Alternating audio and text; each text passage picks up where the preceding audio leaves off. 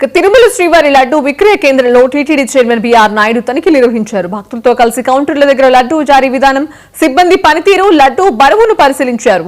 Laddu కౌంటర్లోని kiosk యంత్రం ద్వారా ఆధార్ నమోదు, యూపీఐ చెల్లింపులతో లడ్డూలు పొందే విధానంపై భక్తుల అభిప్రాయాలు తెలుసుకున్నారు. తర్వాత బూందీ పోటులో బూందీ తయారీ ప్రక్రియను పరిశీలించి అధికారులకు సూచనలు చేశారు. ఈ సందర్భంగా ఆయన మాట్లాడుతూ ప్రస్తుతం రోజుకు 4 లక్షల లడ్డూలు, 8,000 కళ్యాణోత్సవ లడ్డూలు సరఫరా చేస్తున్నట్టు తెలిపారు.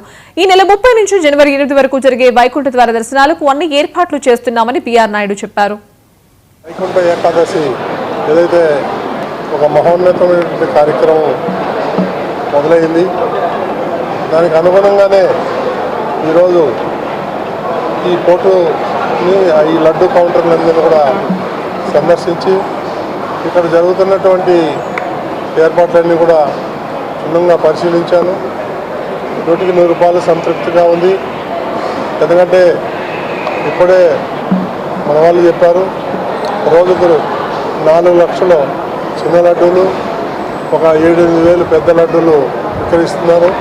ఈ వైకుంఠ ఏకాదశికి ఇది మరింత పెరిగే అవకాశం ఉంది.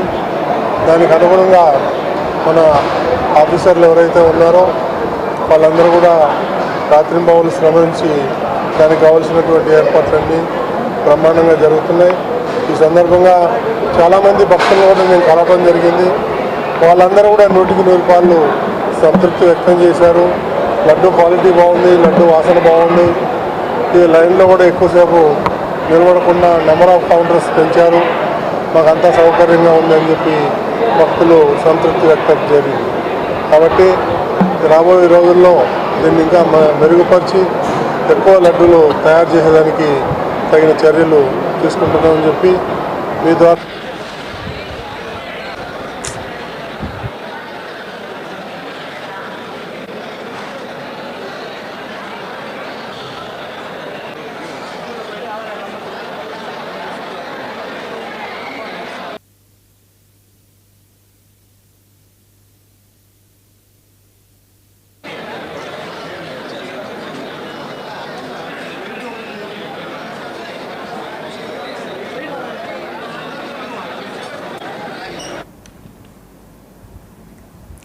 మెదక్ జిల్లా సీసీఐ కేథడ్రల్ చర్చ్ లో